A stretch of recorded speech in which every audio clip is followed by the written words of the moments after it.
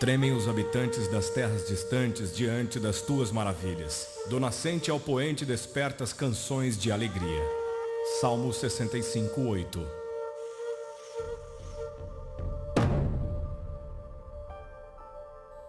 Ele atrai as gotas de água, que se dissolvem e descem como chuva para os regatos. As nuvens as despejam em aguaceiros sobre a humanidade.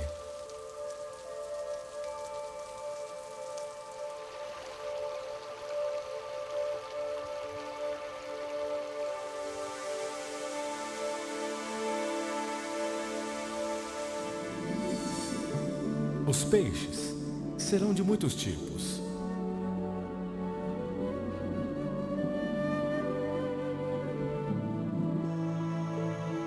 Aparecem flores na terra.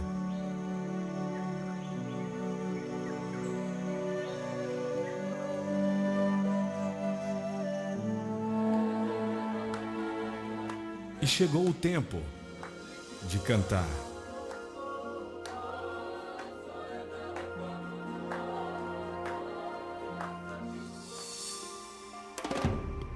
Uma voz ordena: clame!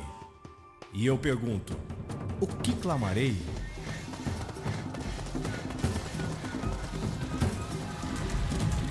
Não foi o Senhor. Contra quem temos pecado? Pois eles não quiseram seguir os seus caminhos. Não obedeceram à sua lei.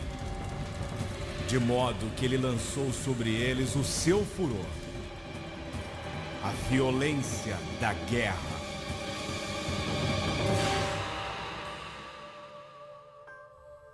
Quem mediu as águas? Na concha da mão?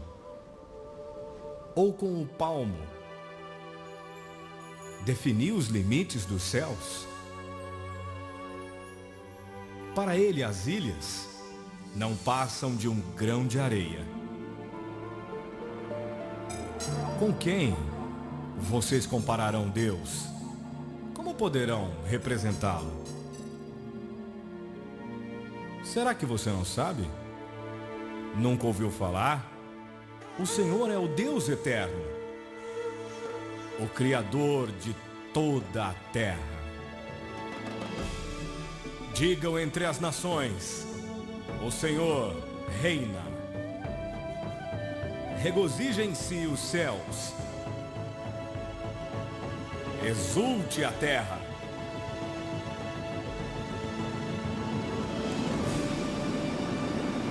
Ruja o mar. Versão brasileira, Walker Productions.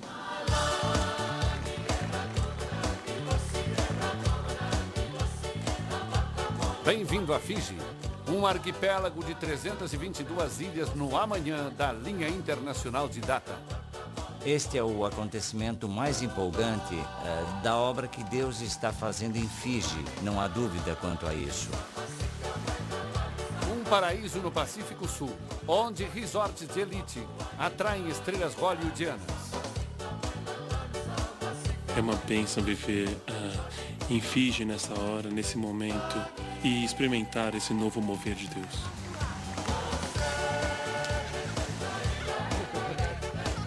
...850.000 pessoas têm a sorte de viver aqui permanentemente.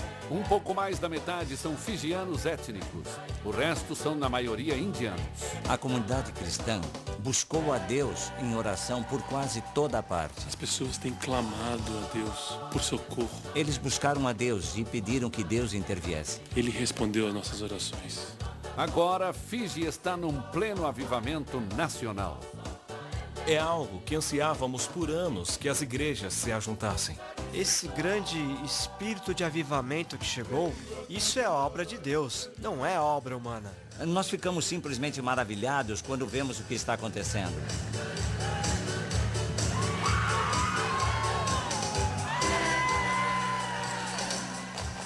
Observando a nova onda de alegria que toma conta de Fiji, é difícil imaginar a escuridão que dominava a nação apenas 5 meses após a celebração do milênio. Este é o lado do paraíso que os turistas não veem. desde as suas raízes tribais. Fiji tem tido guerras entre eles mesmos e com outros. E em maio de 2000, a ilha irrompeu-se mais uma vez em conflitos. A desordem civil transtornou nossas vidas como nunca antes. Tem a ver com um espírito muito rebelde em nós. O espírito de revolta, o espírito de ciúmes, de raiva, de divisão, que estão enraizados em nós e em nossa cultura. Quando o primeiro-ministro não fijiano do país chegou ao poder, houve um violento golpe de Estado. Quando eles tiveram as eleições, os indianos ganharam a eleição e conquistaram o poder. Os fijianos não gostaram. O governo foi mantido refém sob mira de armas por 65 dias pelo nacionalista fijiano George Spade. Por mais ou menos 65 dias, eles não puderam sair da mira das armas. Não aguentávamos ver nosso primeiro-ministro eleito, o primeiro-ministro, apanhando desses marginais. Eles falavam sobre um grupo de pessoas muito extremistas que tinham o poder de controlar o país e sua ideologia, suas ideias eram todas assustadoras. E eles conseguiram, num determinado momento, levar um bom número de pessoas para o lado deles. Ele é herói. Ideais radicais levaram a ações mortais. Houve um motim no acampamento e os soldados chegaram a atacar uns aos outros e houve também uma vítima. Quartel Queen Elizabeth, quartel-general permanente do Exército de Fiji. A tensão está aumentando do lado de fora. A segurança está sendo reforçada em todo o país. Milhares de cápsulas de munição .22 foram encontradas em Naud, no oeste do país. O horário para o toque de recolher foi estendido. Roubo e vandalismo abriram um rombo enorme na infraestrutura e no psique do país. Havia muita violência nas ruas. É a primeira vez que isso acontece. E a maioria dos estabelecimentos comerciais foi destruída. É um desastre. Absolutamente chocante. Uma economia antes robusta entrou em colapso. Dentro de 7 dias, a chegada de turistas caiu drasticamente. Na Austrália e na Nova Zelândia, em particular, foram as notícias principais por semanas. Era desolador. No momento, o foco está no exército para descobrirmos de que lado estarão. Alicia Novak, BBC News. A nação chegou ao ponto mais baixo desde sua expulsão da comunidade britânica no final dos anos 80. Uma situação muito incômoda, especialmente com esse ataque armado contra um governo eleito constitucionalmente e com esses tumultos nas ruas. Nós nos tornamos uma nação conhecida por produzir golpistas, golpes de Estado. E não podemos confiar nem nos nossos soldados quando estão com armas nas mãos. Havia uma força muito poderosa que estava no controle de Fiji naqueles dias. Provavelmente foi o período mais negro da nossa história. Ele esfregou um documento na nossa cara. Foi uma situação que nunca havíamos visto antes e com certeza algo que não queremos ver de novo. Estávamos retrocedendo para a Idade Escura. Não havia mais misericórdia.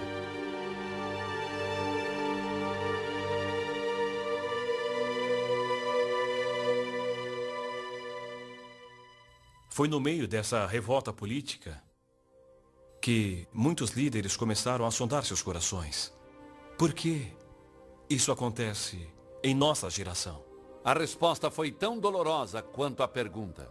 Quando tudo deu errado no governo, as pessoas culpavam as diferentes denominações por aquela divisão. As igrejas e congregações em Fiji estavam tão divididas. Não havia nem um pouco de união. E a única coisa que fazíamos era dizer, somos melhores, estamos certos, eles estão errados. E ficávamos apontando o dedo uns aos outros. As pessoas caminhavam em direções contrárias, faziam o que bem queriam. Parecia que em toda a esquina de Fiji estávamos nos perguntando, nos conselhos das províncias, no parlamento, todos os lugares, nós tentamos isso e aquilo, nada funcionou. Devidamente alarmado, o presidente de Fiji, com seus ministros principais, marcou uma reunião com os líderes da igreja. A mensagem dele foi cortês, mas direta ao ponto. A falta de união das denominações estava tendo sérias consequências. E as consequências estavam afetando a nação inteira. E assumimos a responsabilidade pelo que acontecia na nação. A igreja de Fiji só tinha uma coisa a fazer: ajoelhar-se.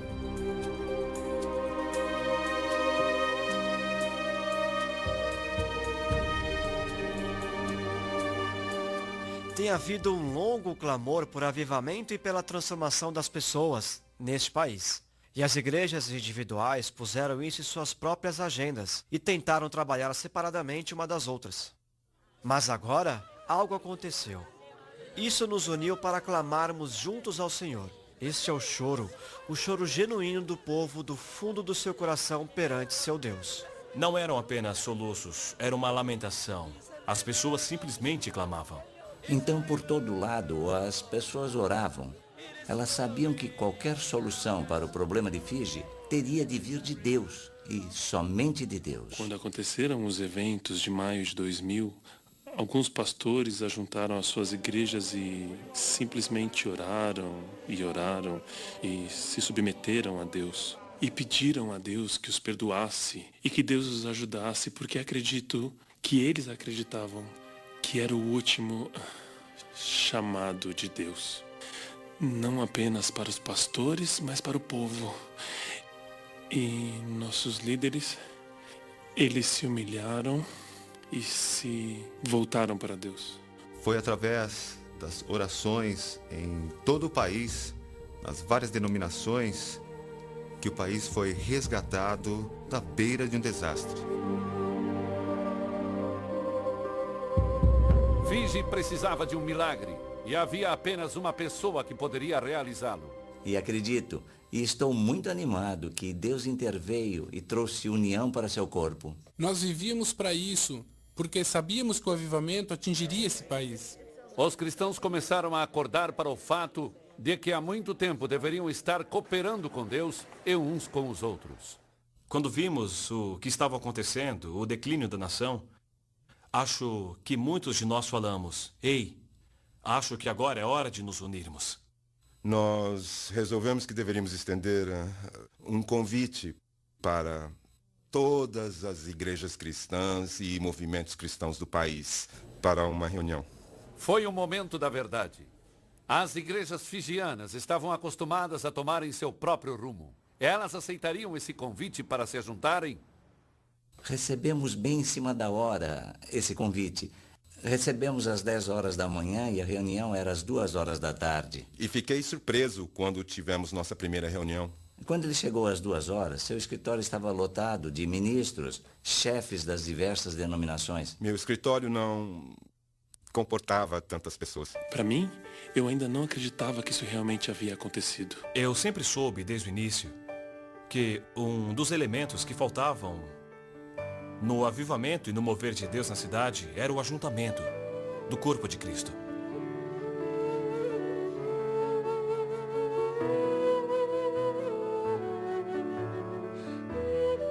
Não demorou muito para que essa nova cooperação ganhasse um nome: Associação de Igrejas Cristãs em Fiji. Energizada pelo Espírito, essa associação do reino logo estava oferecendo encorajamento prático para inúmeros projetos e instituições. E para nós, sabe, isso era um milagre dos milagres e não conseguimos acreditar. Essa é uma história do mover do Espírito nas igrejas. Eu posso dizer que essa união veio através da oração. Agora estamos nos ajuntando. É maravilhoso o poder da oração. A Igreja Metodista, a maior denominação em Fiji, foi uma das primeiras a serem varridas por esse novo mover de Deus. Fomos pegos de surpresa pelo programa de Deus. Não estava na agenda da Igreja Metodista que trabalharíamos juntos com o resto do corpo de Cristo antes do final de 2001. Ainda me lembro das palavras do presidente da Igreja Metodista quando ele disse: acredito que o céu está regozijando porque, finalmente, estamos unidos. Antes eu só pensava em mim mesmo, mas agora percebo que preciso dos outros pastores. Se pudermos trabalhar juntos, unidos, podemos ganhar nossa cidade para Jesus. Eu apenas sei que nasceu de Deus, porque agora trabalhamos com pessoas que antes era como se fosse gato e rato, sabe? E então, quando o gato e o rato podem andar juntos, só pode ser Deus, não é verdade?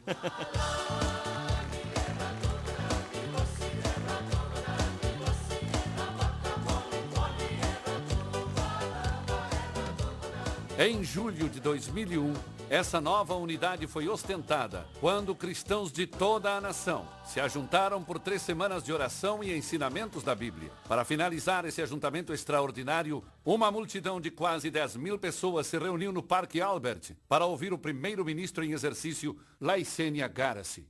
Há um mês das eleições nacionais, ele poderia ter usado seu discurso para solicitar votos, mas ele não o fez. A maior necessidade de todas é endireitar a nossa nação aos olhos de Deus.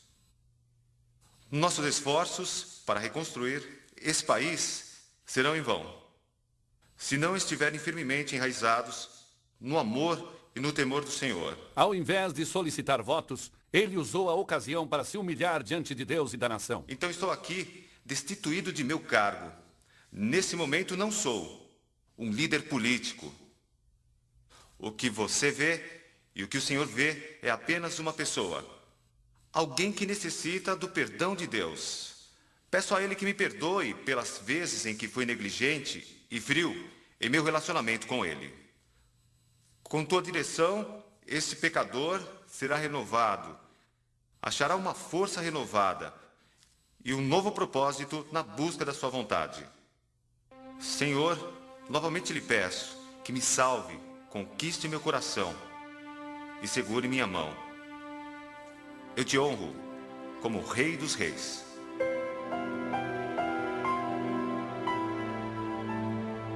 Eu o conheço pessoalmente, então quando ele se levantou aquele dia e fez aquela confissão, ficamos todos muito surpresos. Eu nunca seria capaz de cumprir minha tarefa sem a ajuda de Deus. E jamais esquecerei aquela noite também. Quando estava lá de pé, os ministros da igreja, acho que havia uns 3 ou 4, impuseram suas mãos nos meus ombros e oraram por mim. E foi o momento mais significativo da minha vida e pude sentir que o Senhor estava trabalhando através de mim. E sem isso não teria como eu cuidar dos assuntos desse país. Sentindo a eletricidade espiritual no ar, os cristãos começaram a orar pelas eleições que estavam se aproximando. Nós começamos a orar pelo próximo governo um pouco antes das eleições. Nós repelimos o poder das trevas. Eu podia sentir que uma mudança estava acontecendo e uma mudança muito positiva. 4 semanas depois, SDL, o partido recém-nascido de Garasi, ganhou a eleição. Foi uma grande surpresa, porque era o partido mais novo, recém-formado. Nós formamos o partido 3 ou 4 meses antes das eleições. Foram as orações que romperam. Foi o poder da oração. Só poderia acontecer pela intervenção divina. Eu não consigo dar nenhuma outra explicação. Apoiando silenciosamente essa invasão divina do governo, está o presidente de Fiji, Ratu Josefa Iloilo. Temos líderes tementes a Deus, como Sua Excelência, o presidente. Ele é um homem muito humilde. Em uma declaração formal, lida em frente às câmeras do Sentinel Group em dezembro de 2001, o presidente reiterou sua crença de que a mão de Deus, de graça e proteção, pesou sobre a nação. Creio que esse é o tempo de Deus, de trazer um avivamento para esse país. Mas depois, no momento que não estava no script, ficou claro que essa graça estava sendo sentida de uma maneira pessoal e profunda. O senhor sente a mão e o chamado de Deus na sua vida agora que está liderando a nação?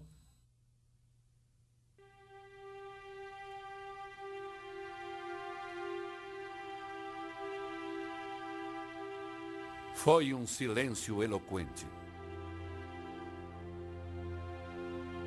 É uma pergunta muito tocante. No momento em que eu ouvi, Deus falou comigo e disse: este é o líder da nação pelo qual você está orando. Eu o coloquei ali. Até recentemente, Josefa Rabono serviu como guarda presidencial, uma função que lhe concedeu acesso ímpar à residência da primeira família. De manhã o presidente sempre acordava por volta de 4h30 e colocava o terno, não ficava de pijama. Sentava na sua cama e tinha um tempo de comunhão com Deus toda manhã, era toda manhã. Como um grupo de auxiliares piedosos, o presidente e a primeira-dama invocaram os propósitos dos céus. Deus, que o Senhor escolha a dedo os líderes do governo nessa eleição. Que o seu dedo os escolha. A resposta de Deus foi rápida. E todas as manhãs começamos a ver os resultados.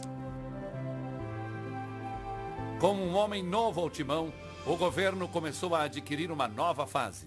E temos muitas pessoas no ministério, e isso me deixa muito feliz, que são cristãos nascidos de novo. É simplesmente o dedo de Deus. É o que o Senhor está fazendo. Taito Wonga Vakatonga era um pastor local. Agora ele é o presidente do Senado. É o poder da oração.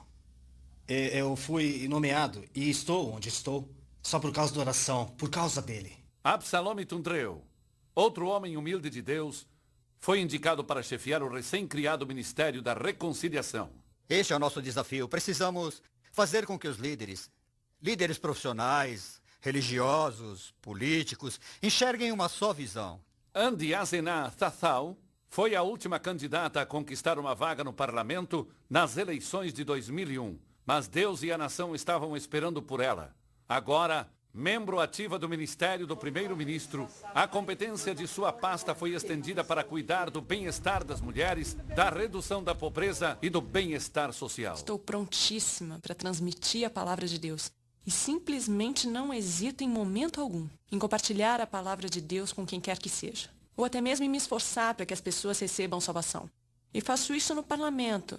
Em todos os meus discursos eu começo louvando o Senhor Deus, dando glória a Jeová.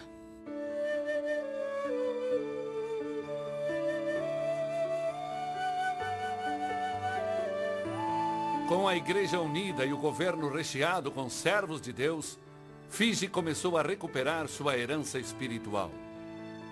Muitas pessoas que antes nunca quiseram ir à igreja, agora estou começando a vê-las. Elas querem e me perguntam, quando é o avivamento? Uma tocha de avivamento, encomendada pelo presidente Iloilo no Parque Albert Raleigh, começou a percorrer lentamente todo o arquipélago de Fiji.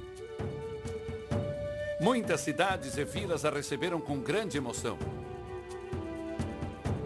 Quando eles carregam a tocha por aí, os chefes, eles choram. Todos ficam tão emocionados com aquilo e dizem, é como se fosse, sabe, como se a luz tivesse chegado à nossa terra, é como se o evangelho tivesse chegado a nós pela primeira vez. Nós vimos que o fogo de Deus está sendo espalhado por toda a nação. Todo o arquipélago de Fiji se entregando ao Senhor. É isso que eu quero ver.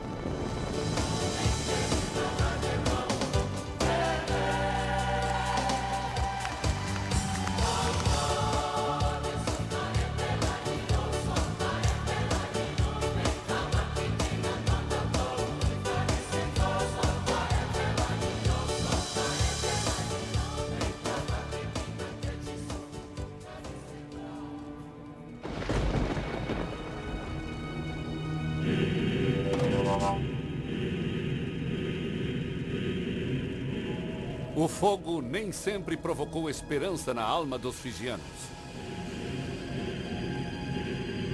Numa era passada, mas não tão distante, sua luz oscilante iluminava rituais medonhos de um horror indescritível.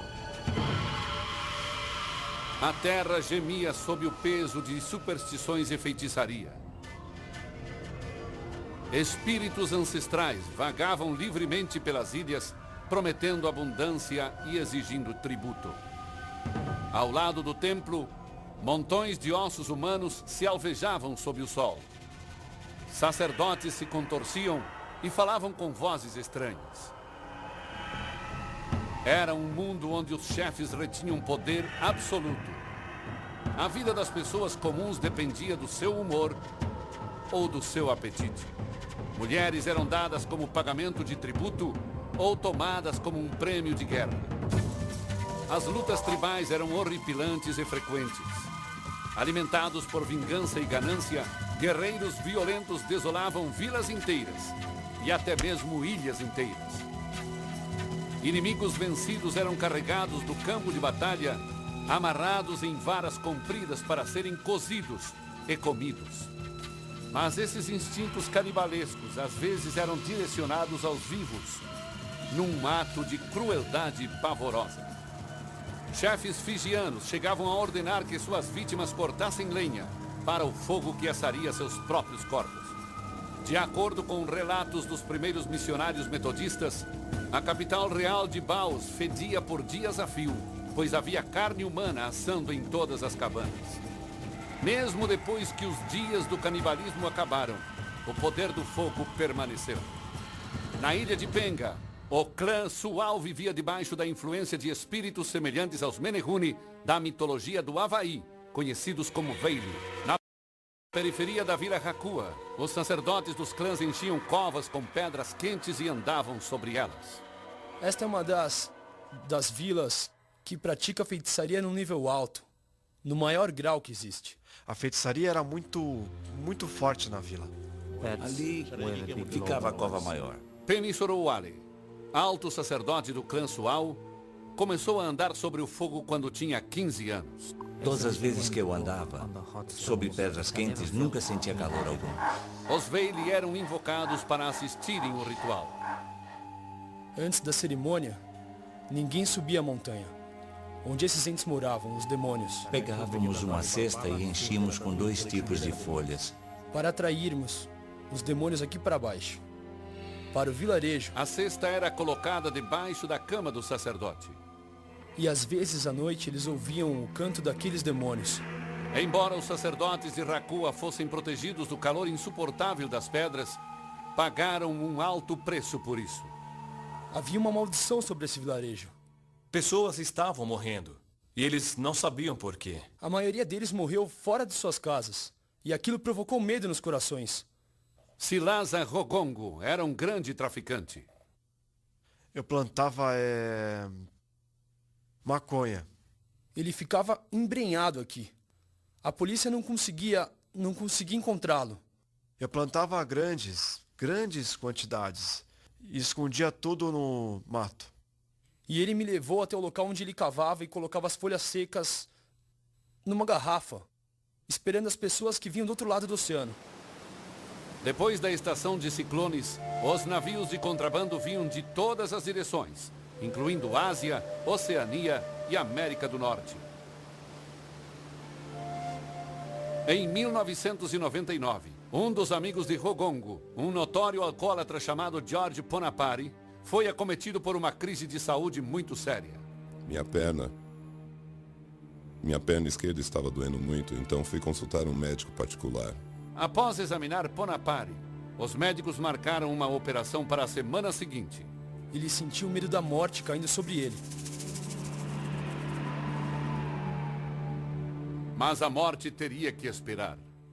2 dias antes da sua cirurgia, uma amiga preocupada levou Ponapari para visitar uma igreja vibrante na região de Suva. Ele foi recebido pelo Ministério de Oração e oraram por ele. O poder divino passou como uma onda através de seu corpo enfermo.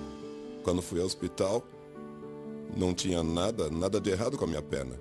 Ele levou esse testemunho à sua vila, de como o Senhor tinha curado. Assim que ele voltou da cidade, ele me contou o que tinha acontecido com o seu joelho. Sou um homem transformado. Não bebo mais. O impacto dessa obra divina foi imediato. E muitas pessoas corresponderam, entregando seus corações ao Senhor. O que aconteceu aqui, famílias inteiras, a salvação vinha sobre elas. Então eles me confirmavam que toda a família queria mudar, para que com essa mudança tivessem autoridade para expulsar os demônios, sempre que fosse necessário. E os demônios nunca mais voltaram. Penny Sorowale também sentiu o feitiço desaparecendo. Quando recebi Jesus como meu Salvador, minha vida mudou. Aí percebi que tinha sido enganado pelo diabo. Esta revelação levou o clã Sual a romper o antigo pacto com os Veili. Todos os sacerdotes pararam de andar no fogo e nascemos de novo pelo poder do Espírito Santo. Temos visto o poder de Deus impactando o Evangelho nessas vilas. 80 ou 90% das pessoas nessa vida estão indo para a igreja. Eles simplesmente amam ouvir o ensino da palavra de Deus. Não há mais drogas, não há mais fumo, não há mais maconha, não há mais roubos. Mesmo o infame traficante Rogongo foi arrebatado pela onda de transformação. Agora percebo que nós temos que ser fiéis à palavra de Deus, seguir as palavras de Deus. Quando eu o vejo, sabendo como ele era antes, para mim isso é maravilhoso. E viver com Deus todos os dias, né? É impressionante. Encorajados por esses desenvolvimentos, mas não satisfeitos, os anciãos da vila mantêm uma vigília perante o Senhor. Nós temos orado todos os dias, às 4 horas da manhã. E nós temos orado para que o Senhor haja em nossas vidas. E ao que tudo indica, Deus tem correspondido. Eu era um homem doente, eu sempre ficava doente. Quando fui transformado, nunca mais fiquei doente.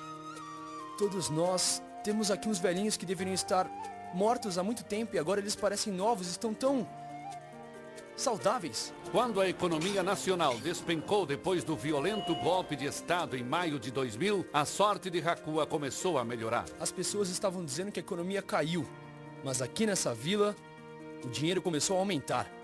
Um novo centro comunitário está sendo construído com fundos doados por um dono de um resort vizinho. A oração tem poder. Nós podemos ver e podemos sentir a mudança. O sopro de Deus tem avivado até a terra e o mar. Podemos ver as frutas chegando em cada estação. Árvores que antes não davam fruto, começaram a dar fruto agora. E temos visto também no mar os peixes que normalmente não conseguimos pegar em nenhuma estação do ano. Agora estão chegando. O Recife essencial de Hakua voltou a viver. As pessoas começaram a correr e dizer sim. Estão aparecendo corais novos, surgindo em meio aos corais mortos. Corais novos estão aparecendo. E podemos ver aquela coisa branca no coral. É como se fosse uma flor. O poder de transformação do Evangelho de Jesus Cristo trouxe tudo isso para nós. Hoje, esse poder transformador é percebido em toda a nação. Nós temos mais de 40 mil membros espalhados em toda a nação e a igreja ainda está crescendo.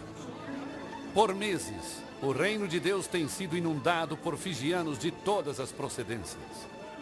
Muitas pessoas estão aceitando a Jesus em todos os cultos que realizamos. Centenas de pessoas estão se convertendo. As pessoas vêm chegando aos milhares. O local está repleto de pessoas. Há um desejo forte por Deus nessa nação agora. Em setembro de 2003, esta fome foi manifestada publicamente numa campanha ao ar livre conduzida pelo evangelista alemão Reinhard Bonke. Na última noite, havia mais de 120 mil pessoas que vieram para a reunião. E isso representa aproximadamente 10% da população de Fiji. Milhares vieram para o Senhor, centenas de pessoas.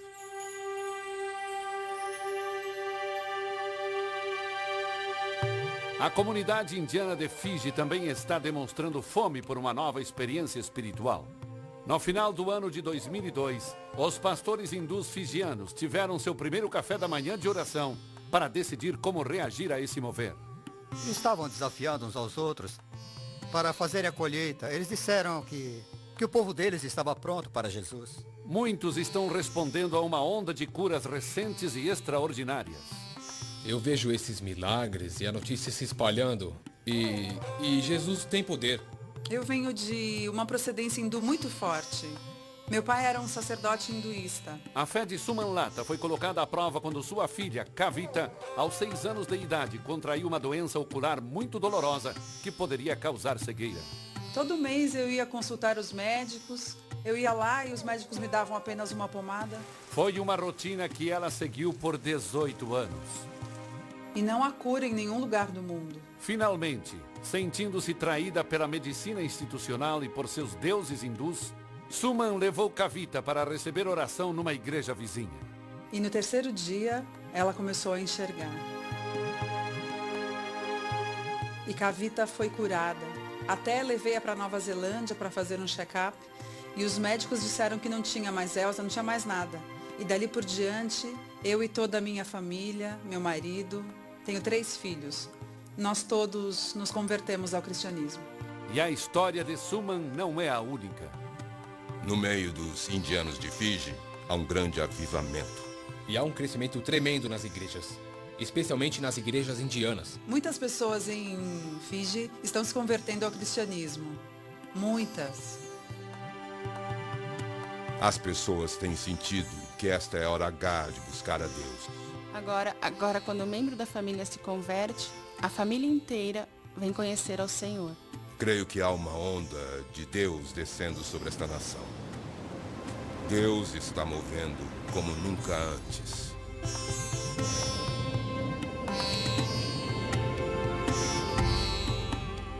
Essa torrente gloriosa, além de envolver centenas de hindu-fijianos esperançosos, também atingiu as tropas de elite, cujas ações na primavera de 2000 praticamente extinguiram essa esperança.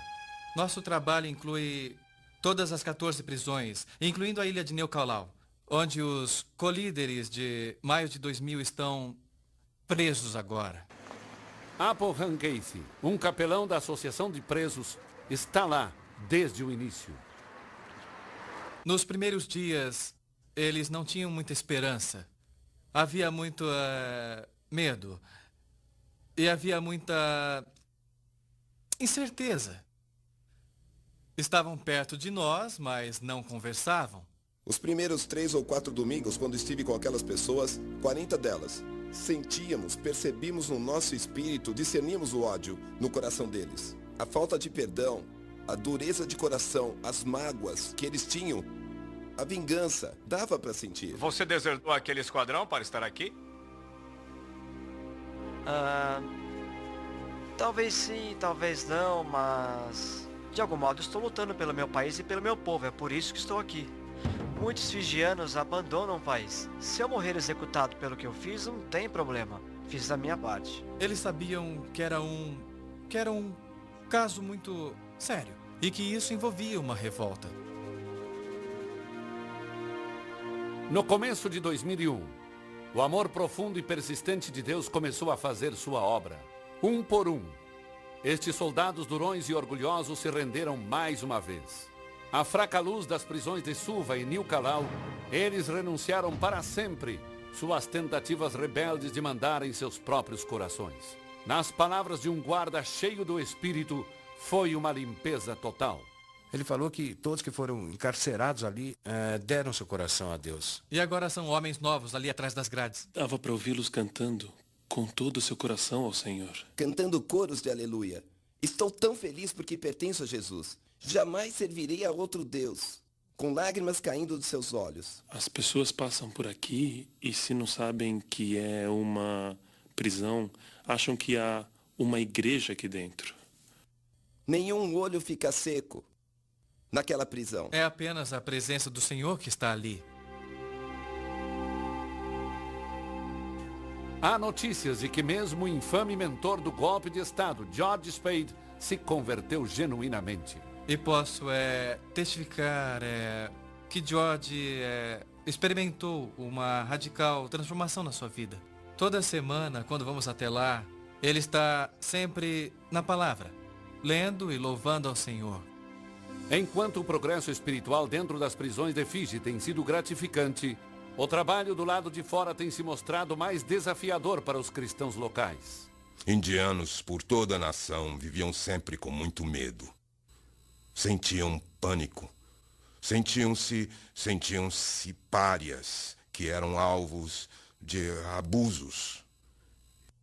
E isso trouxe muito medo entre os indianos na época do golpe. Um mês após o golpe de Estado, os líderes da igreja conclamaram um dia nacional de oração e arrependimento.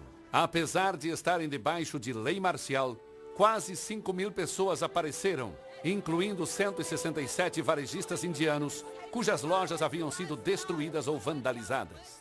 Olhamos nos seus olhos e nos ajoelhamos diante deles. E sabe, foi eletrizante. Todos estavam quebrantados e havia gemidos por todo lado.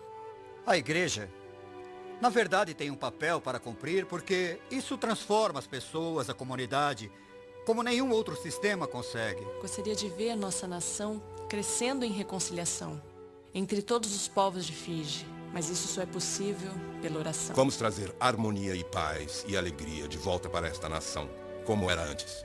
Claro que para uma nação estraçalhada por racismo e violência, apenas falar sobre o amor de Deus não é suficiente. Agora há um novo coração na sociedade.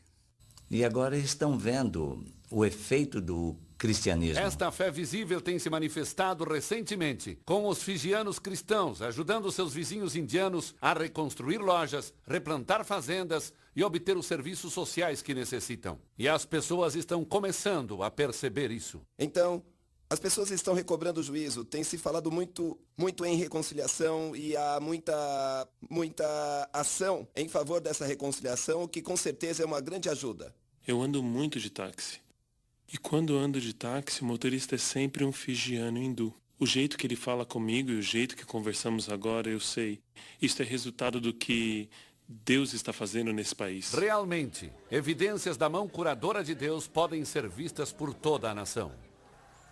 Menos pobreza, menos mendigos nas ruas, menos meninos de rua. Agora todas as crianças estão indo para a escola. A criminalidade também está sob a mira do poder divino. Quando os cristãos de um bairro problemático descobriram que o governo não tinha recursos para combater o número crescente de roubos, eles saíram às ruas em oração. Depois de algumas semanas, a polícia constatou que houvera uma queda na criminalidade. Havia crimes fora daquela área, mas não naquele bairro. Se quisermos mudar as pessoas, seu comportamento no dia a dia, teremos que mudá-las interiormente. Mudança, é claro, é uma especialidade divina. Quando Deus se faz presente no coração humano, a consequência inevitável é a alegria irreprimível.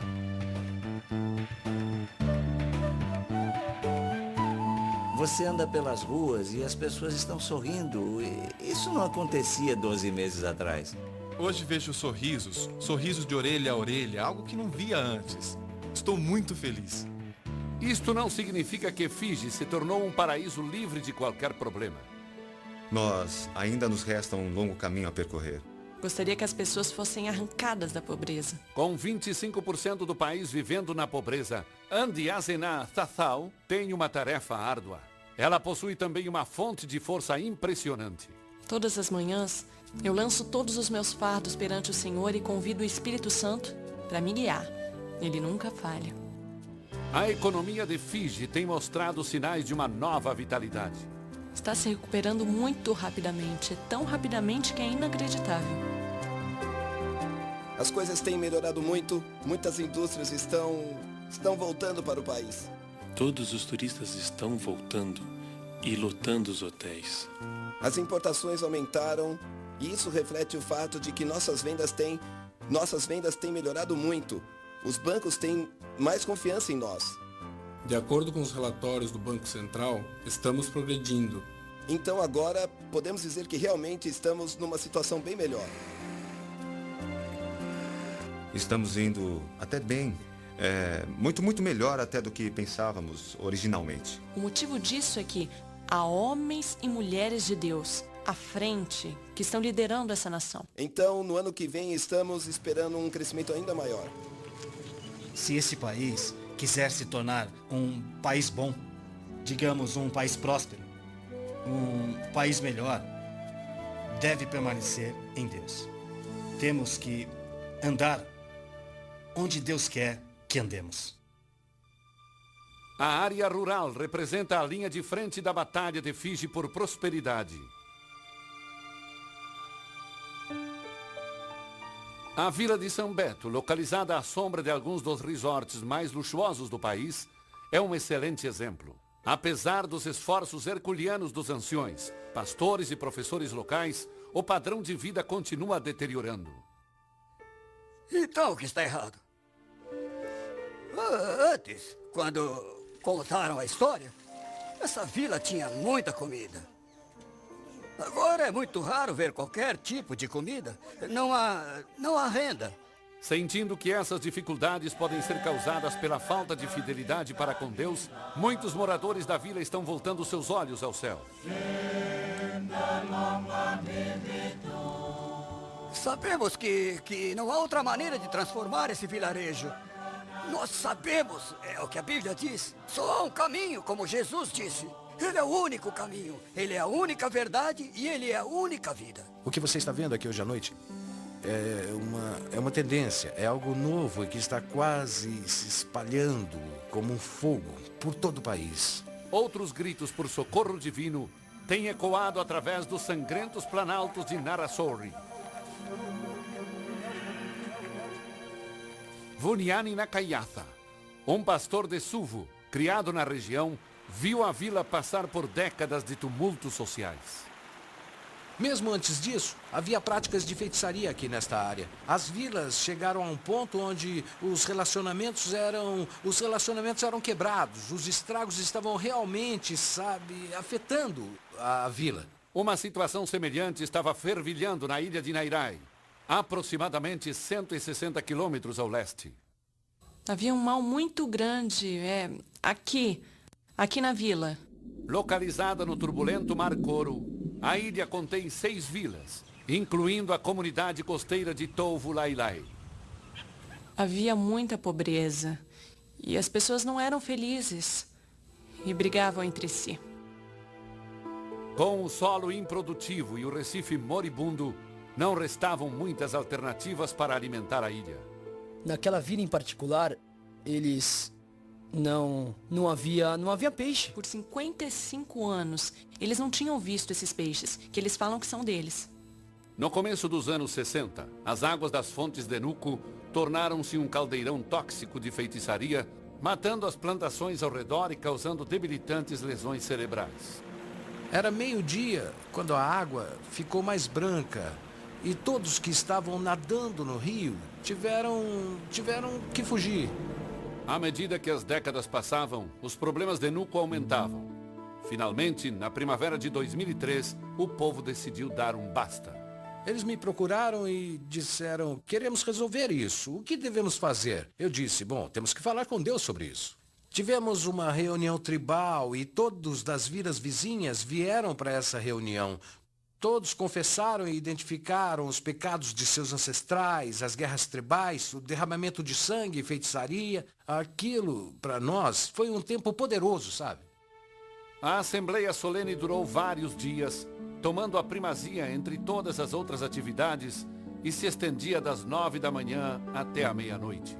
As pessoas lamentavam por 4 ou 5 horas, clamando ao Senhor Deus, colocando seus rostos em terra. Em Tovu Lailai, um processo idêntico de limpeza espiritual se desabrochou através do ensino bíblico do professor metodista Inossi Vono. Ele preparou os corações, as mentes e as almas das pessoas, através da palavra de Deus e também consultando os membros das comunidades. Se eles querem o novo nas suas vidas, que é Jesus, então eles têm que limpar todas as coisas velhas. Então essa obra nas vilas, onde as pessoas estão se voltando para Deus, trazendo todos os ídolos e feitiçarias e buscando a face de Deus, orando e jejuando, isso é novo.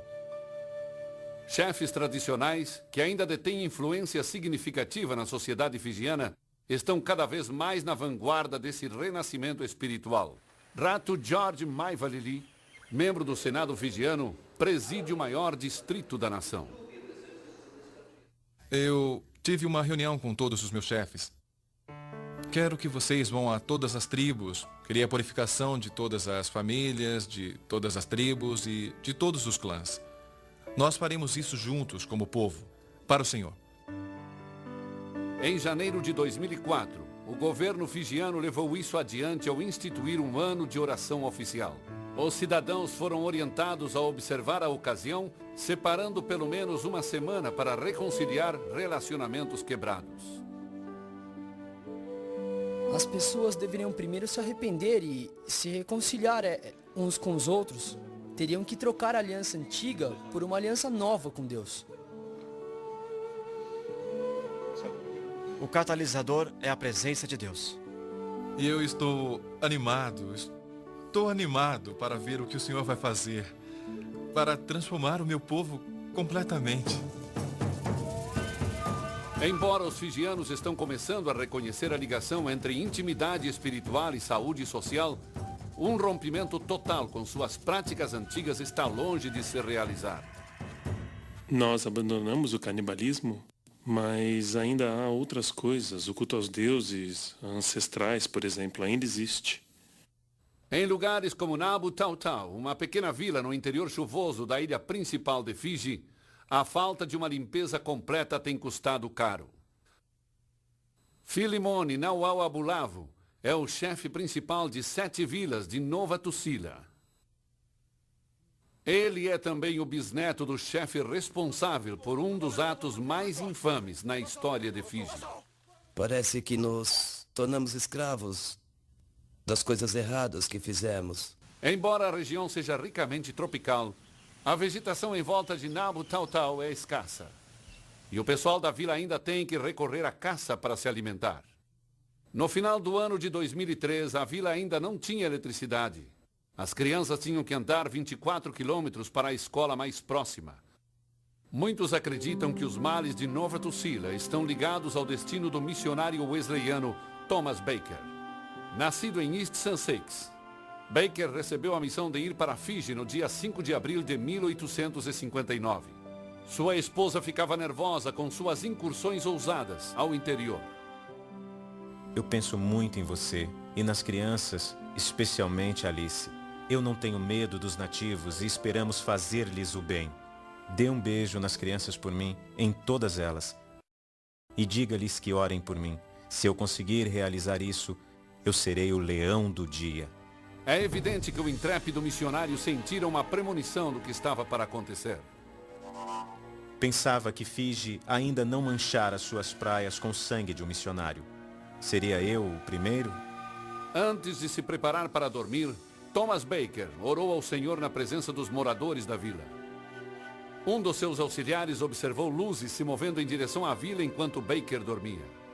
Um chefe das redondezas mandou avisar que queria o missionário morto. A manhã fatal estava brilhante e clara, mas a terra ainda estava em trevas. Naquela região, o porrete e os deuses antigos ainda reinavam. Quando Baker viu um número incomum de homens armados se dirigindo para Nabu Tau Tau, sabia que corria perigo. Vamos logo, senão seremos mortos. Mas era tarde demais.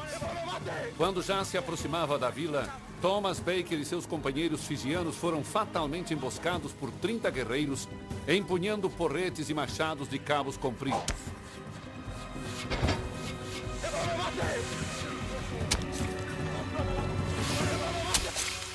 Vendo o missionário caído, uma senhora idosa chamada Nassima saiu de sua cabana trazendo um frasco de óleo de coco.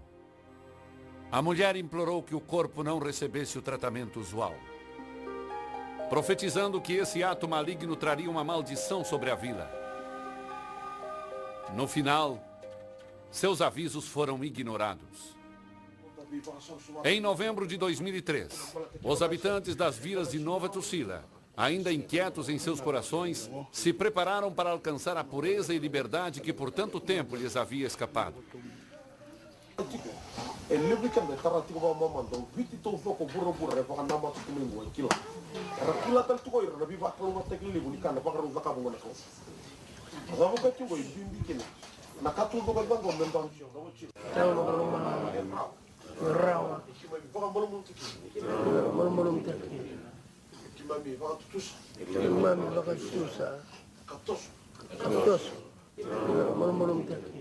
À medida que o povo da vila continuava se acertando com Deus, centenas de espectadores e jornalistas internacionais chegavam para o evento principal.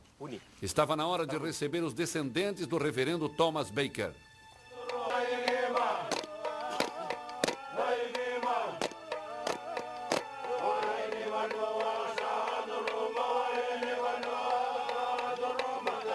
Eu aceito esse presente de boas-vindas das pessoas de Fiji e desta vila com muita honra. Este é o momento que todos nós viemos testemunhar aqui no ano de 2003, com a presença do primeiro-ministro da nossa nação, o honorável Laisenia Qarase. Esta reunião será lembrada por um longo período nos anais de Fiji. Aqui, nessa região isolada de nosso país, bem no interior, uma grande tragédia teve lugar há muitos anos. Ecoou pelos séculos, manchando todas as gerações, com culpa e remorso. Viemos aqui para encerrá-la de uma vez para sempre. Uma parte importante deste processo é o açoro, um ato tradicional de humilhação e confissão públicas. E quando chegou a hora de verbalizar o pedido de perdão, o chefe Nawal Abulavos deu um passo à frente para fitar o rosto dos descendentes do homem que seus antepassados haviam massacrado.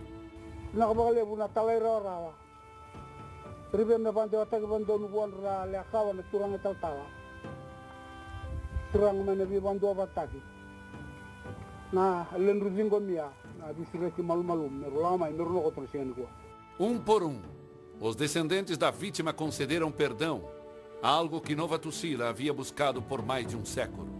Aceito o seu pedido de perdão. Ofereço o meu perdão. Vocês estão perdoados. Creio que o evento de hoje veio para libertar o povo de Fiji, para que possam alcançar seu destino. No final do dia, pairava uma sensação de que algo memorável acontecera.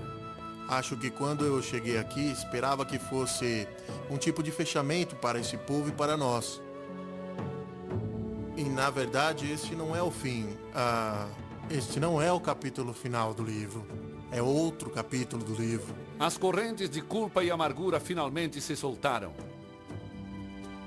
Estou livre, ando livre como um homem livre. E não só eu, mas todas as famílias.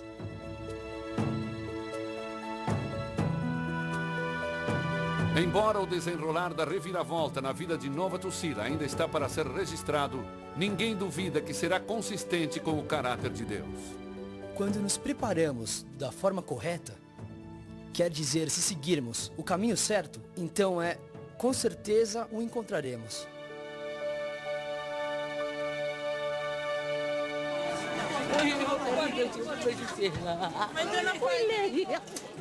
Em Nuco, a presença de Deus trouxe cura instantânea para águas que por mais de 4 décadas eram venenosas. De uma hora para outra. É incrível. Não dá para acreditar. Bom demais para ser verdade. Você pode ver aqui, nas margens do rio, isso estava morrendo. Estava tudo murchando. Mas agora o capim está crescendo de novo. E até mesmo ali atrás, sabe? Ali, nada crescia. Nada crescia. E agora você pode ver ali atrás, as pessoas estão plantando taro perto da margem do rio, o que não podia ser feito antes. E os peixes estão chegando. Atraídos pelo Senhor dos Mares, os peixes também estão voltando para Touvu Lailai. Após o culto matinal da igreja, as pessoas viram os peixes vindo, atraídos pelo cheiro. Quantos peixes você contou? Total, 3.957. Eles começaram a colocá-los nos barcos, louvando e agradecendo a Deus, porque era algo incomum. Era um grande milagre, nunca acontecera antes. E eles simplesmente começaram a dançar, onde quer que estivessem. Começaram a gritar e cantar e dançar. Um realinhamento poderoso está a caminho. A cura da terra está começando a emergir. Nós cremos em um Deus que pode operar maravilhas como essa. A prosperidade na terra, porque Deus está trabalhando, as pessoas estão se voltando para Deus e Deus está curando a terra. Em vilas como Touvu Lailai, a palavra abundância voltou a fazer parte do vocabulário local. Além dos peixes, há caranguejos também. E esses caranguejos são enormes, nunca vi igual. Não são caranguejos de tamanho normal. E em Rukwa, a terra também está sendo restaurada. A terra está dando fruto. As árvores cresciam e não davam fruto, mas agora dão. A comunidade foi completamente transformada em um ano, menos de um ano. E o segredo desse sucesso está se espalhando. Para as outras vilas, foi um milagre. Elas creram que foi resultado da purificação, que ocorreu aqui, que quando a purificação espiritual, isso é o que Deus faz. Quase 60% das pessoas vivem da terra. E quando viram isso, perceberam que se simplesmente voltassem para Deus, aquilo que consideravam terra árida e exaurida ainda poderia ser abençoada por Deus. Mas cabia a eles mudarem seus caminhos, e então Deus sararia a terra deles. E me perguntaram no conselho dos chefes: ei, o que você está fazendo? Eu disse: estou devolvendo a minha terra para o Senhor. Por quê? Porque em primeiro lugar é dele. À medida que o meio ambiente de Fiji continua respondendo ao toque de Deus, até mesmo os mais experientes estão se mostrando estupefatos. Eu fiz parte de um workshop semana passada. Vieram pessoas de 11 das 14 províncias e eles não entendiam como isso estava acontecendo em 23 pesqueiros em 11 províncias. Eles comentavam isso uns com os outros, então perceberam que a mão de Deus estava sobre esses pesqueiros. Peixes que eu nunca vi antes estão começando a aparecer. Peixes que sempre foram bem pequenininhos, agora estão vindo desse tamanho assim. Esses dias, vim da minha vila, eu plantava bananas, mas antes as bananas eram desse tamanho. E agora elas são maiores que isso. Esta é a mudança. Eu sempre falo com minha esposa: o Senhor está nos abençoando, está começando a mudar. Ele está curando a terra. Havia um tipo de marisco que, se você saísse e pegasse alguns, depois você não conseguiria pegar mais nada por alguns meses. Mas agora eles saem diariamente para pescá-los. E os baldes estão cheios. Não é maravilhoso? De acordo com relatos de testemunhas oculares, estes ecomilagres normalmente são precedidos por um processo de 2 etapas. Moradores arrependidos entregam oferendas de solo e água do mar, normalmente depois de um jejum coletivo. E Deus responde enviando um sinal da sua aceitação. E em quase todos os casos, este sinal toma a forma de uma chuva repentina. Esse fenômeno divino é totalmente independente da estação do ano. Deus sempre nos mostra um milagre. Logo depois, se o sol estiver brilhando bem forte, o que acontece? Haverá chuva. Eu acho que Deus está se revelando dessa forma, mostrando o seu poder às pessoas. E isso nunca aconteceu antes. Algo maravilhoso está se desenrolando.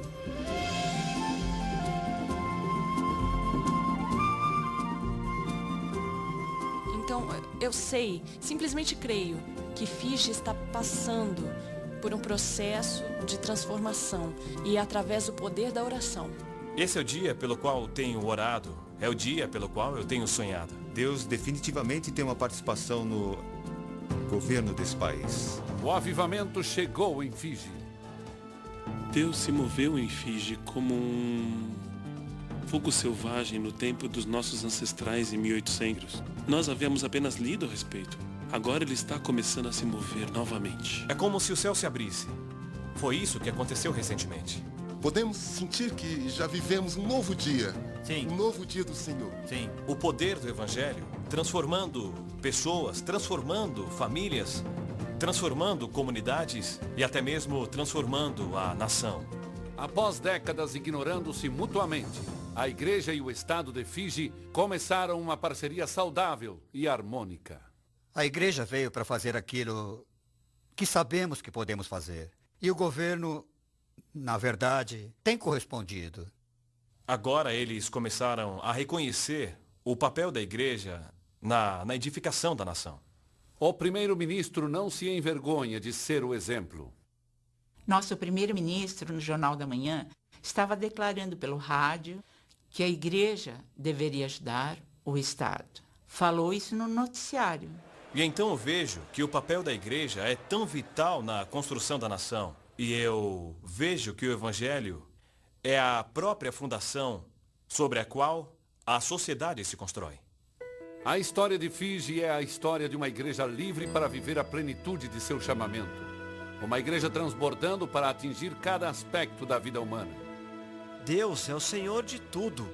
Ele é o Deus da política, é o Deus dos negócios, ele é o Deus da igreja. Ele é o Deus daquilo que os fijianos chamam de Vanua, que significa as pessoas e a terra. Então, qualquer coisa que estiver fazendo, como homem de negócios, político, professor ou médico, em todas as áreas da vida, qualquer coisa que estiver fazendo, isso é meu ato de adoração a Deus. Porque a adoração nesse sentido não se limita às 4 paredes da igreja, àquilo que fazemos aos domingos. São todas as atividades durante as 24 horas do dia que devemos dar a Deus para a sua glória e seu louvor. Se fizermos isso, então isto é o céu. É o céu.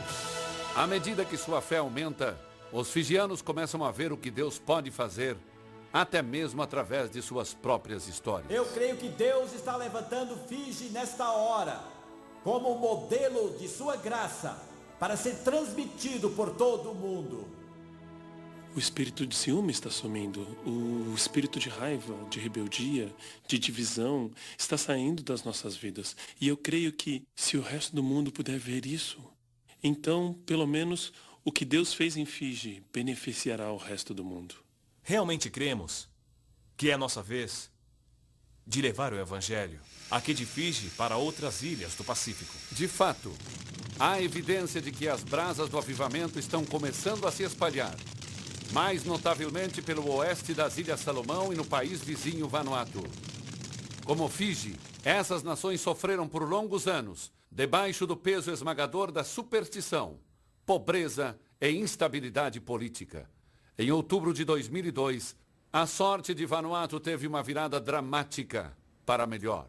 Num discurso nacional televisionado, o primeiro-ministro Edward Natapei rejeitou contundentemente a feitiçaria e idolatria. Em nome do nosso Senhor Jesus Cristo e pelo poder do sangue de Jesus Cristo, eu renuncio à adoração a deuses malignos. Eu renuncio às alianças com espíritos malignos e poderes demoníacos. Eu renuncio todas essas ações e adorações a ídolos e espíritos de deuses malignos. Com a plateia absorvendo cada palavra, o primeiro-ministro concluiu com uma declaração extraordinária. Eu, o primeiro-ministro de Vanuatu, hoje, em favor das pessoas da República de Vanuatu, faço essa aliança com o Deus poderoso. 1. Nós o reconhecemos como o único e verdadeiro Deus. 2. Nós o reconhecemos como o único Deus em quem Vanuatu confia. 3. Nós reconhecemos o Senhor Jesus Cristo como nosso Senhor e Salvador pessoal. 4. Nós reconhecemos o poder e o mover do Espírito Santo nas nossas vidas e na nação de Vanuatu. Também declaro nossa lealdade de não servir nem honrar nenhum outro Deus, a não ser o Deus Pai, Deus Filho e Deus o Espírito Santo. Deus Todo-Poderoso, eu, o primeiro-ministro, entrego a nação nas tuas mãos poderosas. 13 meses depois desse divisor de águas espiritual, George Sokomano, primeiro chefe de Estado de Vanuatu, ousadamente incitou os legisladores do país a entregarem suas vidas a Jesus. Muitos o fizeram. E hoje estão presidindo uma época de calma política sem precedentes. Assombrados pela presença transformadora de Jeová, os fiéis de Fiji nem conseguem formar frases articuladas. Realmente não dá para explicar isso sem Deus. Cada um de nossos pedidos de oração foram respondidos. Isso é tremendo. Para mim é uma alegria e um privilégio poder fazer parte do que Deus está fazendo. Eu creio, nós cremos que o melhor ainda está por vir. Queria poder viver mais uns 30 anos. Eu enxergo a tremenda oportunidade que está diante de nós agora. Deus está capacitando a igreja, talvez para a última batalha. Creio que Ele está preparando o mundo para a volta de Jesus Cristo. Se a obediência entusiástica de Fiji for espalhada às nações, aquele dia talvez não esteja muito distante. A reviravolta foi tão rápida. Foi uma questão de meses. É praticamente algo que acontece imediatamente. Oramos agora e acontece agora. É assim que nos sentimos. Este é o momento do qual os profetas sempre falaram. Coisas novas acontecerão. Há uma nova onda, um novo vento soprando. Virou tudo de pernas pro ar. Mudança. É um novo dia para Fish. É inacreditável, mas está chegando. Eu apenas louvo a Deus. Eu apenas louvo a Deus pelo que Ele está fazendo aí. E não há nada mais, não há nada mais para fazer, nada mais para dizer, a não ser isso.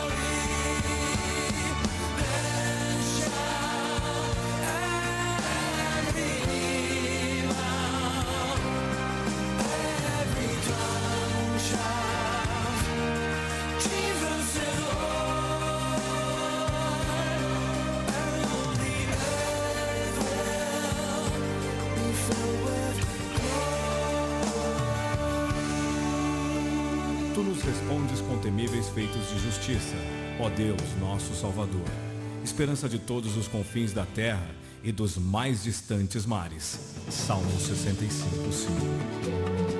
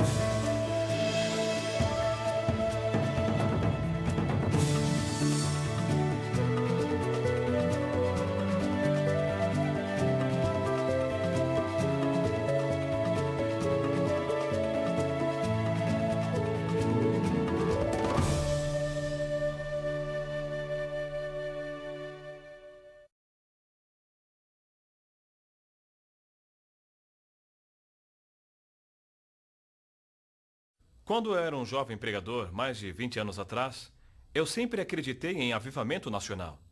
E uma das passagens mais conhecidas, que sempre vem à minha mente, fica em Isaías 11:9, que diz que, como as águas cobrem o mar, a terra se encherá do conhecimento do Senhor. Eu sempre criei em avivamento da nação. Mas um dos elos que faltam para o avivamento nacional é o ajuntamento do corpo de Cristo. Jesus, quando orou em João 17:21, disse: Pai, que sejam um, como nós somos um, para que o mundo creia que tu me enviaste. E em João 13:35, Jesus disse que o mundo saberá que nós somos seus discípulos, se amarmos uns aos outros.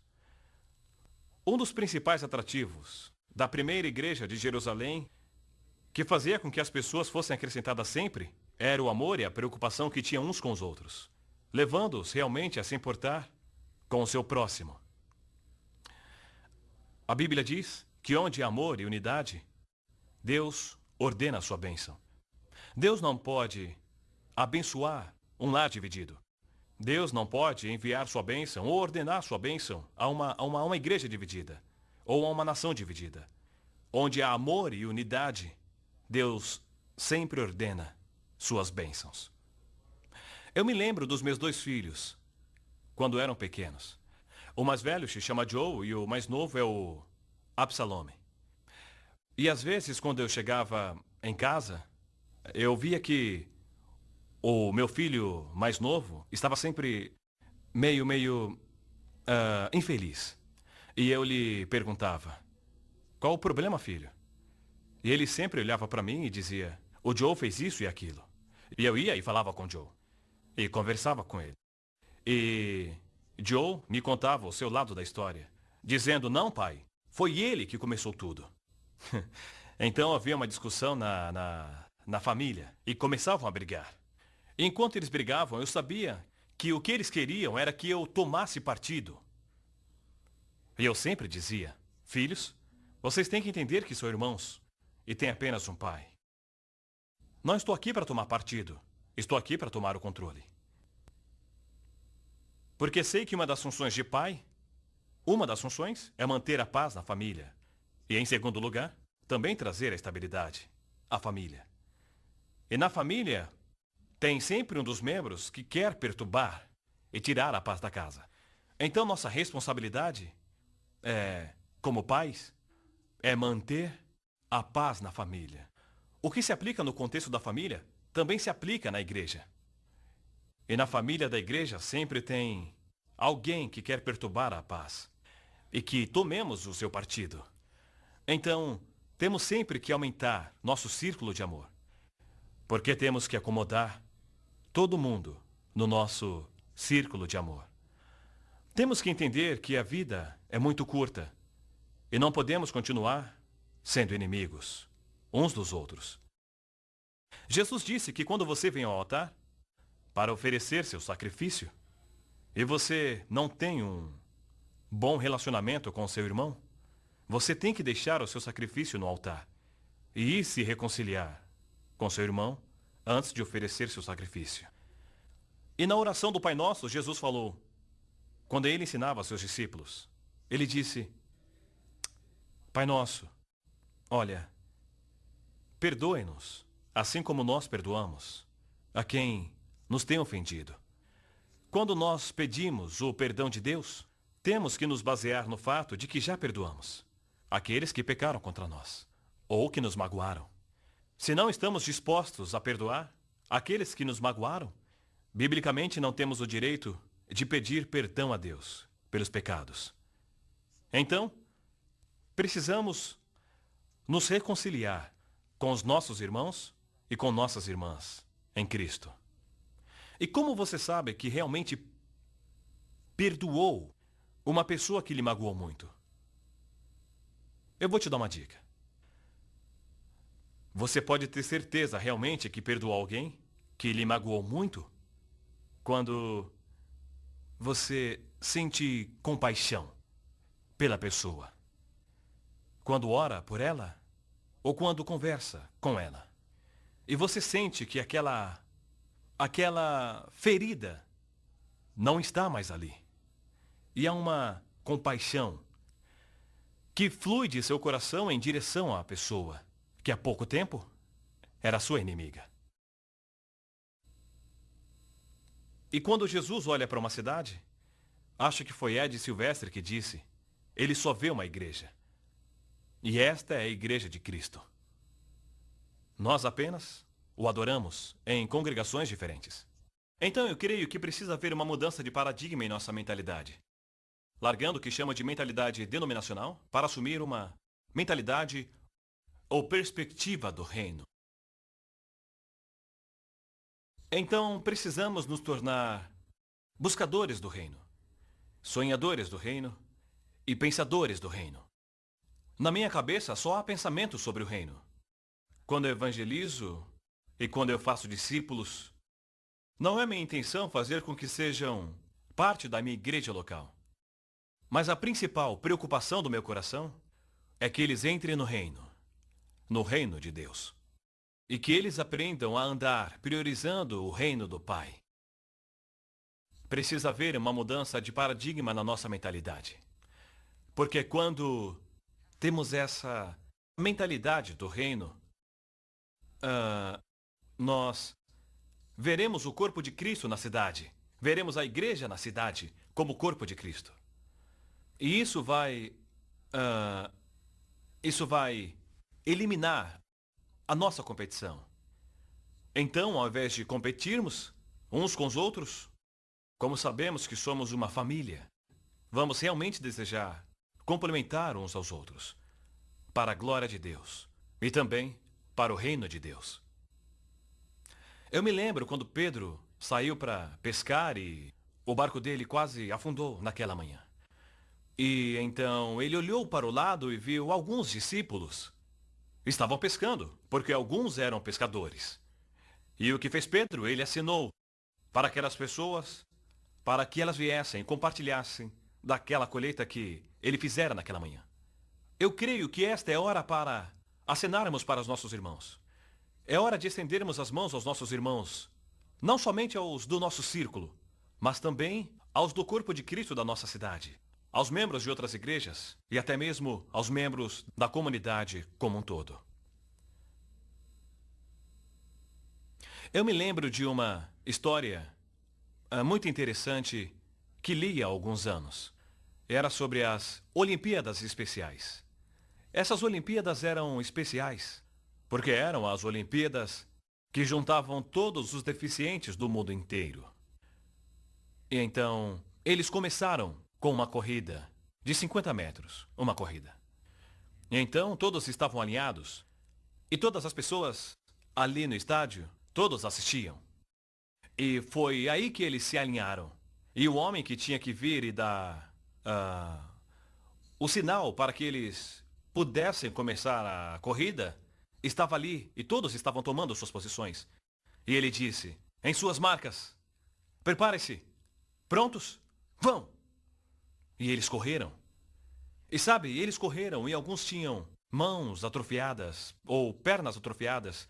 E eles olhavam por ângulos diferentes, mas todos estavam correndo em direção à fita. E perceberam que um estava correndo na frente de todos os outros. E as pessoas começaram a bater palmas e torcer para ele. E ele estava apenas a 10 metros da linha de chegada. E para a surpresa de todas aquelas pessoas que torciam, ele parou por completo. E todos começaram a se perguntar, por que ele parou assim?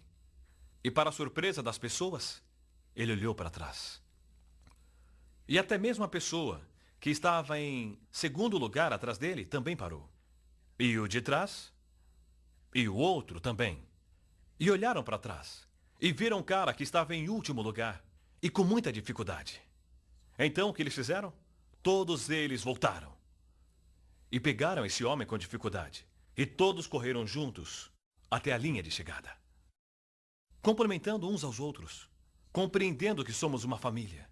Não somos inimigos uns dos outros. Somos uma família. E só temos um inimigo em comum, que é o diabo. E por muitas vezes nós jogamos pedras uns nos outros. Apontamos dedos uns para os outros. E às vezes não percebemos que o único que vence é o próprio diabo. Mas temos que entender que só temos um inimigo em comum, que é o próprio diabo. Então, o seu irmão, ou sua irmã, sua esposa, ou até mesmo o pastor de outra igreja, sabe? Ele não é seu inimigo. Ele é seu irmão. Ela é sua irmã. E eu realmente creio que se tivermos o coração como aqueles deficientes, creio de verdade que poderemos nos complementar e edificar uns aos outros para o reino de Deus. Eu lhes darei essa manhã alguns passos que trarão unidade para a cidade ou para a nação. Número 1, eu creio que o primeiro princípio seja a oração. Passo número 1 é a oração. A oração produz intimidade. Produz intimidade com aquele a quem você ora, que é Deus. também produz intimidade com a pessoa com quem você ora, que pode ser seu cônjuge, pode ser seu parceiro de oração, ou pode ser seu líder de célula. Os líderes da sua igreja também produz intimidade com aquele por quem você ora, que pode ser seu inimigo. E a melhor maneira de derrotar seu inimigo é se tornar amigo dele. Porque quando você se torna amigo do seu inimigo, ele não é mais seu inimigo. Ele se torna seu amigo. Então realmente creio que o primeiro passo é a oração, o lugar de intimidade, o lugar da comunhão. Olha, a qualidade da sua vida devocional sempre determinará a qualidade de seu estilo de vida. E a qualidade do seu estilo de vida determinará a qualidade do seu ministério. E a qualidade do seu ministério determinará a qualidade das pessoas às quais você está ministrando. Então tudo gira na vida devocional.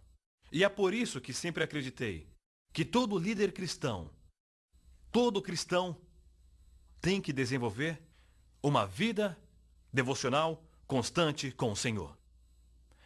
Eu acho que foi Billy Graham que enumerou as chaves para um evangelismo eficiente. Número 1 é a oração, número 2 é a oração, número 3 é a oração e número 4 é a oração. Edwin Owen disse, quando Deus está para fazer alguma coisa, numa nação, numa cidade, em primeiro lugar, Ele sempre desperta o seu povo para a oração. E acho que foi Steve Augsburg que disse que as chaves para o evangelismo agressivo são estas: olhos marejados, joelhos dobrados e um coração quebrantado. E as palavras de Bob Pierce, que foi fundador da Visão Mundial, ele disse, Senhor, quebrante meu coração com as mesmas coisas que quebrantam teu próprio coração. Quando você vê uma pessoa vivendo no pecado, no seu país, na sua cidade, como você se sente? Está sempre julgando e criticando? Ou você passa um tempo orando por elas? Como se sente quando vê um usuário de drogas aí nas ruas? Como se sente quando vê uma prostituta? Você aponta o dedo para ela e depois empurra de lado? Ou você sempre pede que Deus quebrante o seu coração com as mesmas coisas que quebrantam o coração de Deus? Então eu vejo o primeiro passo para a unidade, que é abrir um espaço para a oração. Há um ditado que diz o seguinte: a família que ora junta, permanece junta. Até mesmo a igreja que ora junta, permanece junta. Sabe, quando falamos de unidade, não estamos falando de uniformidade. Se você quer ver uniformidade, pode ir para o exército, para ver os militares. Eles têm o mesmo tipo de uniforme. Vá às escolas e aos hospitais e veja as enfermeiras usando o mesmo uniforme. E isto é uniformidade. Eu não falo de uniformidade, e sim de unidade. É a fusão dos nossos corações. E a fusão dos nossos corações só pode ser obra do Espírito Santo. E obra de Deus, porque só Deus pode fundir os nossos corações. E quando os corações estão completamente unidos, então podemos fluir juntos, fazendo a obra de Deus. Então, temos que ser homens e mulheres de oração. Eu me lembro quando nós tivemos esse golpe político, em mais ou menos em 2000, se eu não me engano, em 2000. E aconteceu que todos os líderes estavam orando nas diversas igrejas, nos diversos lares. E a verdade é que foi a oração. Sim, foi a oração que nos trouxe a união. E quando todos estavam unidos, nós descobrimos que Deus estava nos dando a mesma mensagem. Que todos estavam recebendo a mesma mensagem. Então conversamos juntos. Então começamos a criar estratégias e ver maneiras de unir toda a nação. Mas tudo começou com a oração. E número 2, temos que estar dispostos a assumir a responsabilidade de sermos construtores de pontes. Assumir responsabilidade. Olha, a responsabilidade não é determinada pela idade. Mas a maturidade é determinada pela aceitação de responsabilidade. Temos que estar dispostos a assumir responsabilidade de construtores de pontes na nação, ou na nossa cidade, ou nas igrejas da comunidade que estamos vivendo. Eu me lembro da primeira vez que vim para a cidade de Suva. Eu era apenas um pregador do interior. E tive que mudar minha mentalidade do interior para uma mentalidade da cidade. E eu me lembro das primeiras semanas naquele lugar. E uma manhã eu estava caminhando, fazendo minha caminhada matinal, e estava orando e cheguei a um lugar e disse: Senhor, hoje eu assumo a responsabilidade como pastor dessa cidade. Não apenas o pastor dessa igreja, mas como pastor dessa cidade. Eu não percebi o impacto daquela oração, que mais cedo ou mais tarde eu veria viciados em drogas e prostitutas, crianças de ruas vindo para a nossa igreja. E aquilo foi um grande choque. Como poderemos acomodar todas essas pessoas? Mas foi o resultado da minha oração. Porque eu assumi a responsabilidade de ser o pastor da cidade. Então, continuei.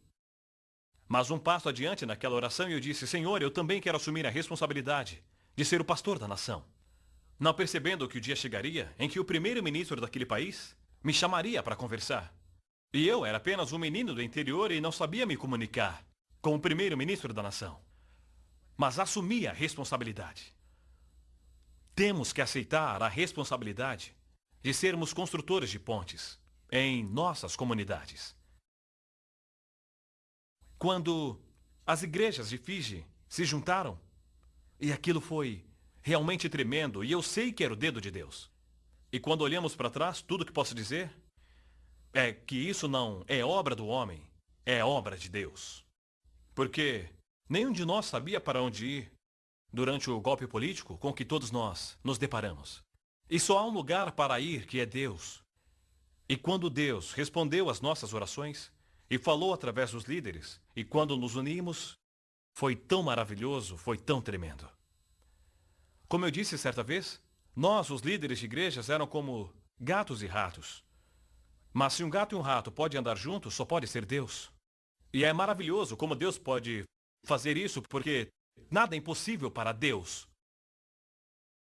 A Bíblia diz que as coisas que são impossíveis para os homens são possíveis para Deus.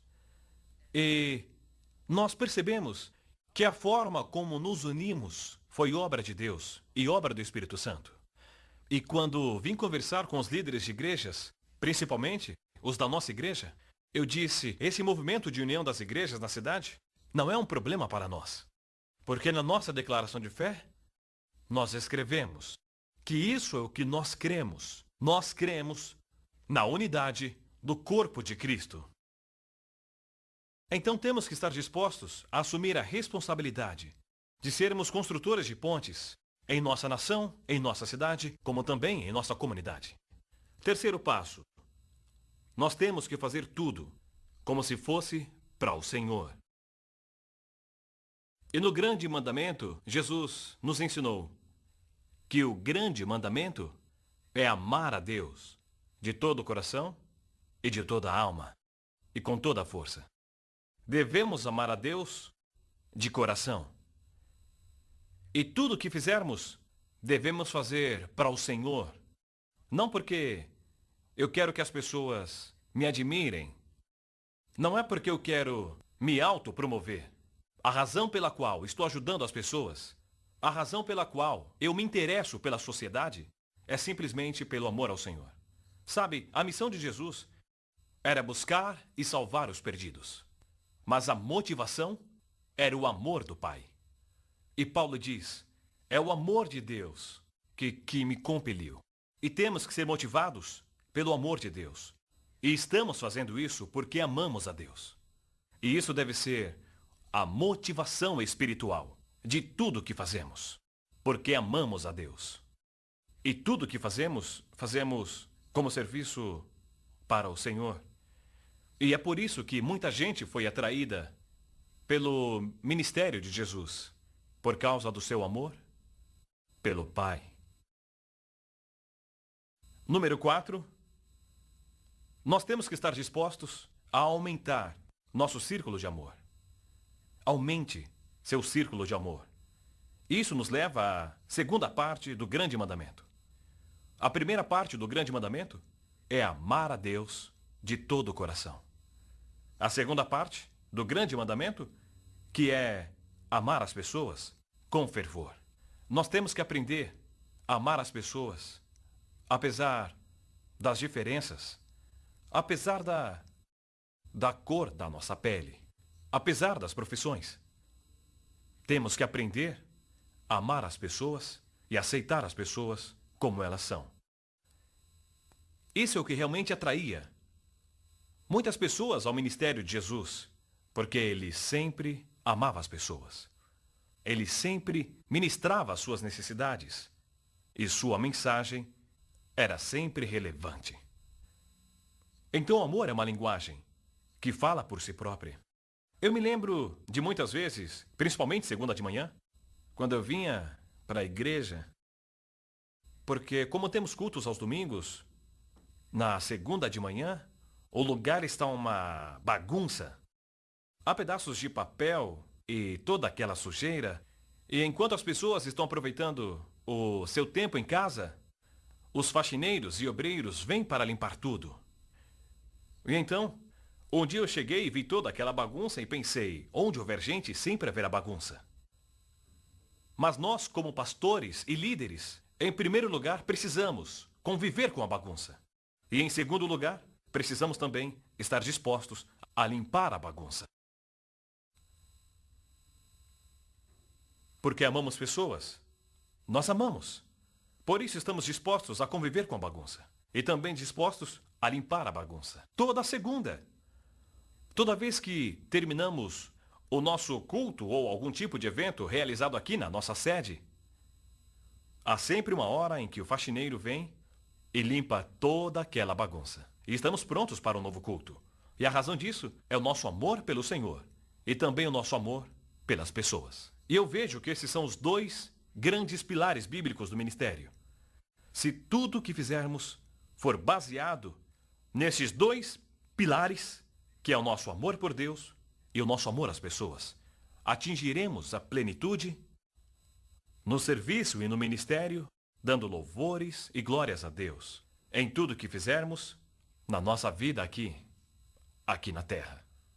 Então precisamos aumentar nosso círculo de amor.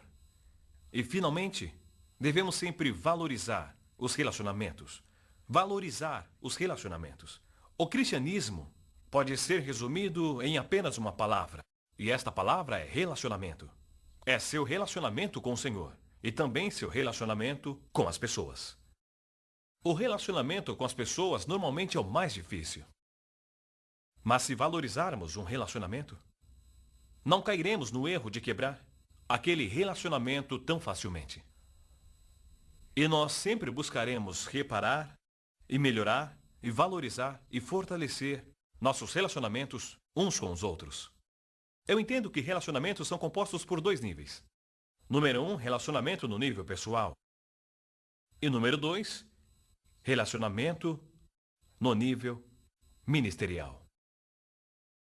E se o nosso relacionamento for aberto, honesto, bom e saudável uns com os outros, isso nos ajudará muito em nosso relacionamento ministerial.